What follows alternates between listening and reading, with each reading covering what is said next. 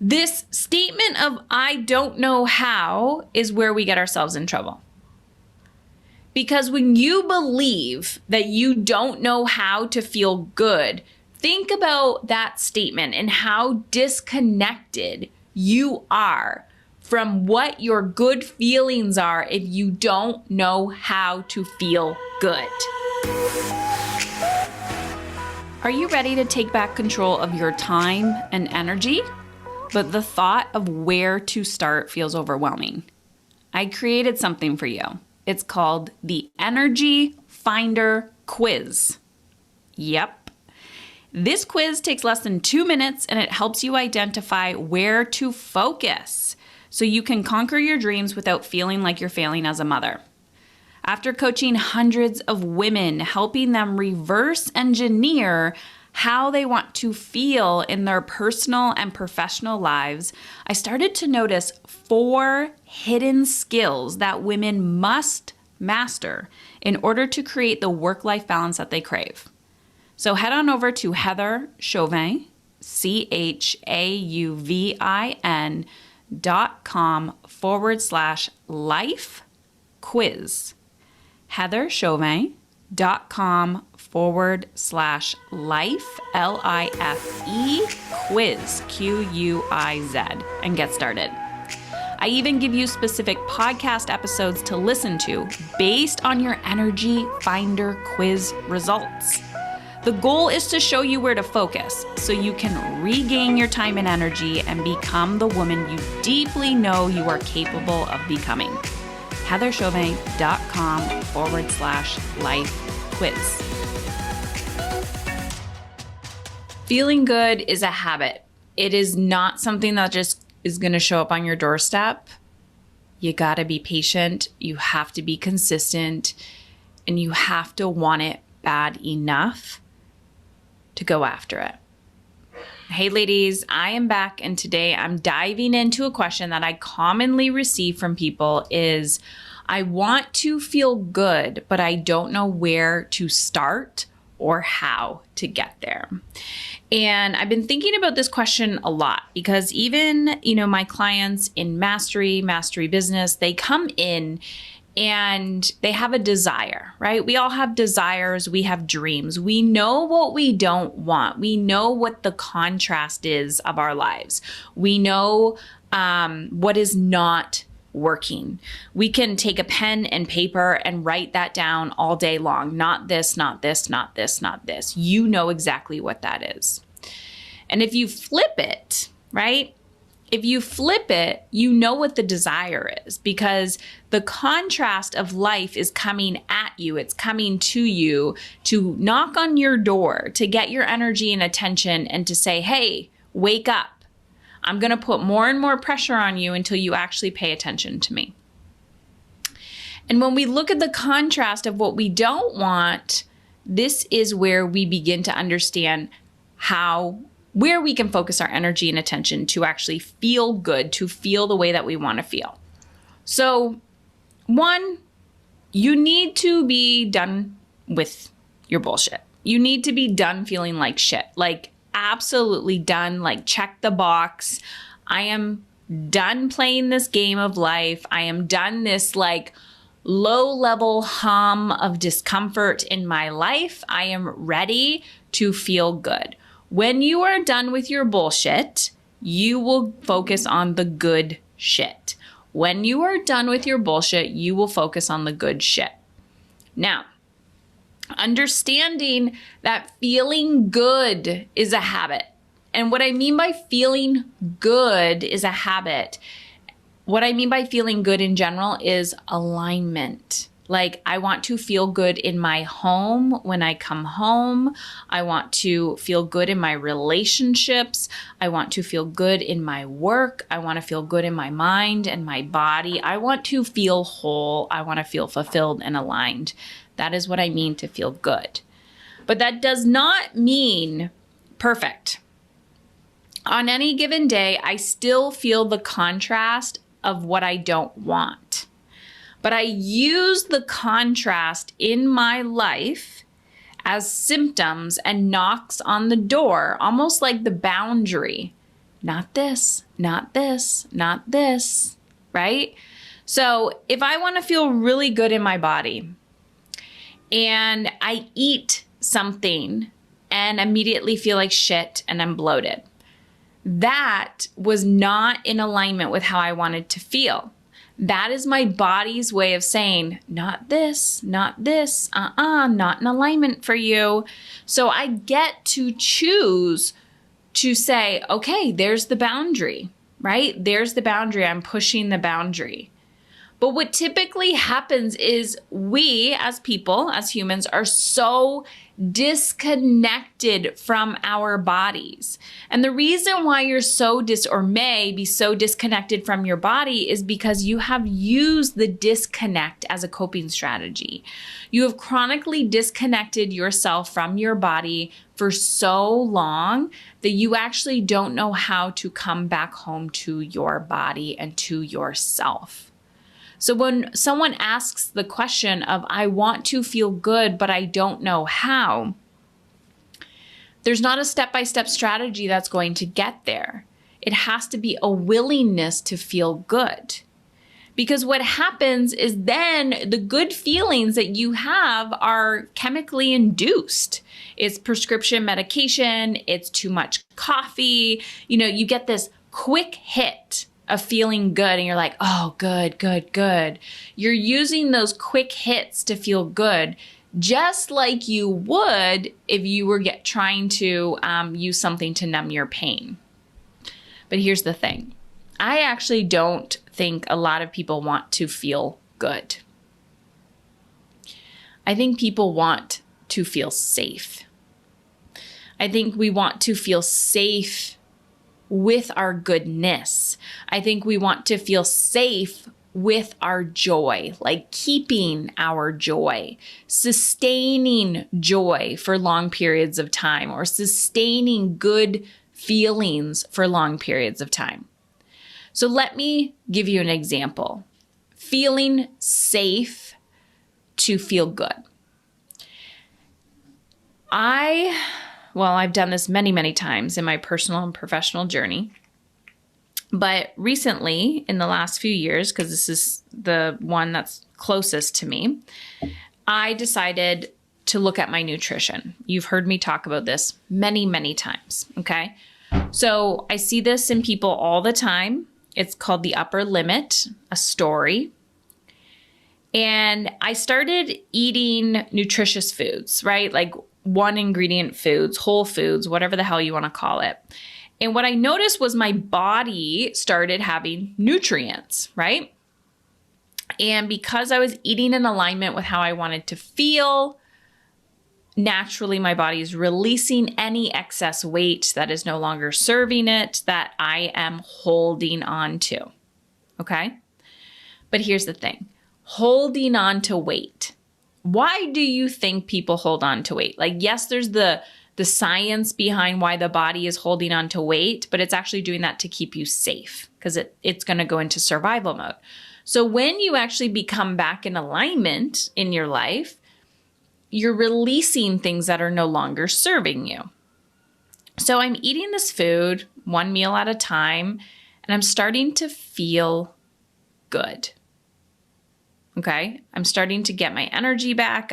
My blood sugar is stabilizing. I'm starting to feel good. And what do you know? The weight's coming off and I start freaking out mentally. And I start paying attention to the thoughts and the stories that I'm thinking. And it's like, this person is going to judge me. I'm going to be judged.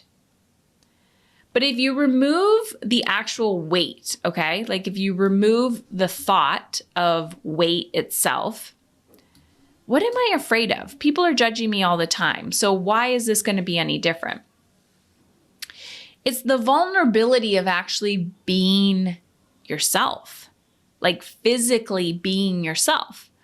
Because when you're releasing things that are no longer serving you and you're allowing the goodness in, the good feelings in, you are more in alignment. You are more yourself than you've probably ever been your whole life because we've been conditioned as children not to be ourselves.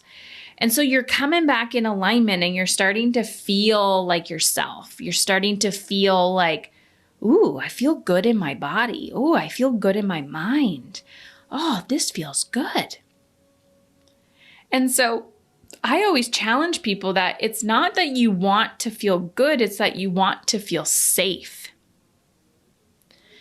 So when I think about that situation, what am I afraid that I'm going to lose just by becoming more of myself? So I want you to think about that. What are you afraid of losing when you become more of yourself? And so I sat there and I had to sit with my emotional discomfort. So this is where I tell people this is called being emotionally uncomfortable, hence the reason of the podcast. You have to sit with your emotional discomfort of that fear of possibly losing someone or something because you are becoming more of yourself. But here's the interesting part. When we say, I want to feel good, but I don't know how. I want to feel safe, but I don't know how. I don't know how to feel safe. I don't know how to feel safe because I have never felt safe. Now, I know I'm like going down a rabbit hole of, I want you to just start thinking. I want you to think. Use your own mind. And consider how disconnected you have been from feeling safe.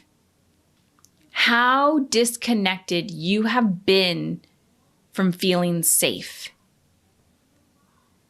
Understanding that the symptoms, fear, guilt, overwhelm, chronic fatigue, misalignment, burnout, not this, not this, not this. These are symptoms.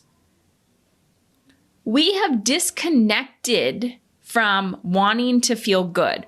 We're so disconnected from good feelings that we are more connected to the contrast of what we don't want. So we're more connected to feeling like shit.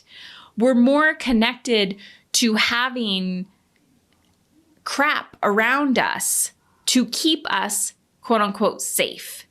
We're more connected to hanging on to things that are no longer serving us to feel the false sense of security.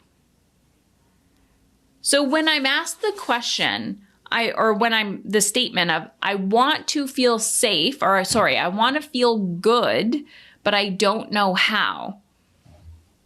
It's easy. It is super easy to feel good. You just have to choose a better feeling thought or action. But the contrast comes with that. So let me give you an example. I'm going back to the food, okay? I know what I need to eat in order to feel good. I know what I need to eat in order to feel good.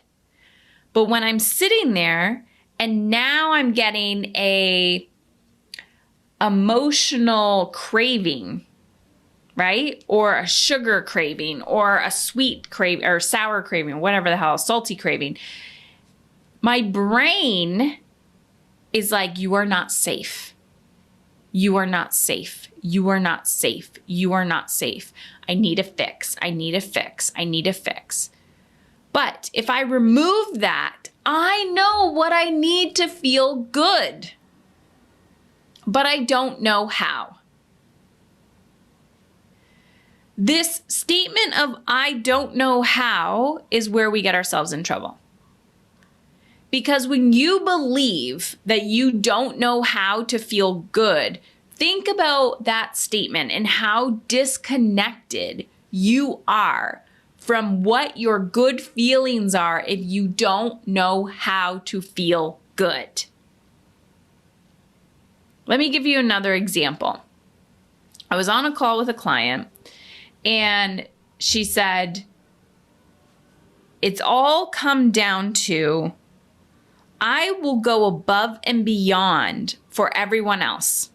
I will do it for my children. I'll do it for my team because she runs a private practice. I'll do it for my team.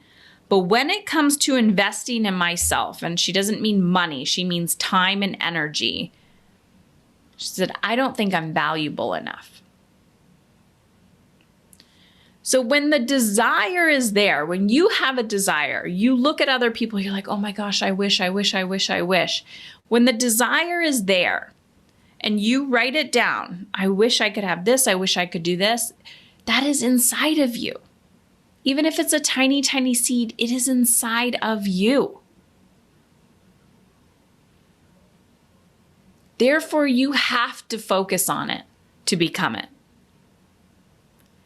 And if you have a belief that you are not worthy, that you don't have the time, that you don't have the energy, that you are not valuable, that you don't have a purpose, that shit is deep. That shit runs deep. But if you still choose to live your life based on that belief, you will never get to the desire. Ever. But if you choose, okay, the desire is the goal. The desire is the goal. That is how I want to achieve my goals. It is the goal. I'm going to live my life focused on desire. Right? You're going after it. And if the journey to the desire is to feel good, how good can it get? Your capacity to receive more, you have to look at your belief of I am not enough. I am not worthy. I am not deserving. I don't know how.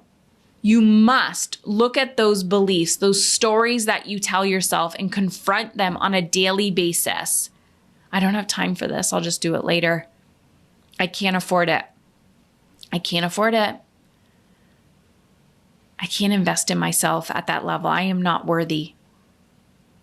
Oh my gosh, what are other people going to say? You must confront that and act as if you desire to feel good. What would that version of you do or say? So break it down to those moments in your life when you say, I want to feel good, I just don't know how. You do not need to blow up your whole life. You don't need to blow up your whole life. I promise. But is there something you can do today to feel 1 degree better? That's it. In a job that you hate, in a marriage that you don't like, in a town that, is just driving you nuts. What is it that you have control over that you can do for 10 minutes today? Just tiny, tiny, tiny micro action step. And just repeating the mantra in your mind while you're doing it. I am worthy of feeling good. I am worthy of feeling good. And I know how. I am worthy of feeling good and I know how. If I truly believed I was worthy of feeling good, what action would I take today? Whatever your response is, that's what you act on. I am worthy of feeling good and I know how. Write that down. I am worthy of feeling good and I know how. Then act as if you felt worthy. What would that version of you do? What decisions would that version of you make? How would that version of you show up in your life?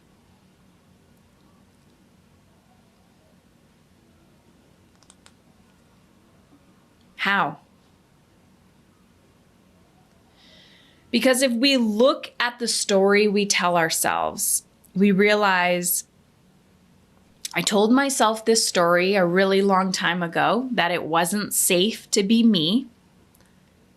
And I kept putting on this armor. This armor of anger, this armor of resentment, this armor of fatigue, this armor of disease, this armor of closing off my heart, protection. And you may or may not know when that started. And there's probably multiple relationships that have gotten in the way, that have continued to harden that armor. And so the journey is actually the unlearning of, how do I let that armor off? How do I let myself be seen as me? How do I let myself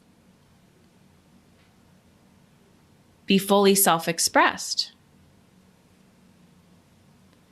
Because when I'm chronically asked this question of, I want to feel good, but I don't know how, there's so much in your mind. There's so much on your plate. You have to be willing to stop, to think, and to take a different action. Stop, think, and take a different action. I want to feel good, but I don't know how. I want to feel safe, and I know how. Now go and act as if. I found Heather, I feel like I watched her video, her TEDx Windsor 15-minute speech that came across social media at one point or another. And then I got my hands on her book, Dying to Be a Good Mother. And from there, I knew I had to work with her. I joined Mastery Business because I knew I needed something to join both worlds. I had a lot going on personally and just chaotic thoughts and all of these things happening. And the way that it was affecting my business, there's no way that I could have only worked on my business without working on myself. The things that have changed the most for me, I think, is really just my attitude. And at the deeper level is my anger is gone. I didn't realize how much anger and resentment and grief I was holding on to. That, again, was playing a huge role in my daily life. And that specifically to me is what changed. So let alone, all of the habits and the self-awareness and all of that, I am very pleased to say that my anger is gone and I can cultivate, more positive emotions and more positive energy into all aspects of things.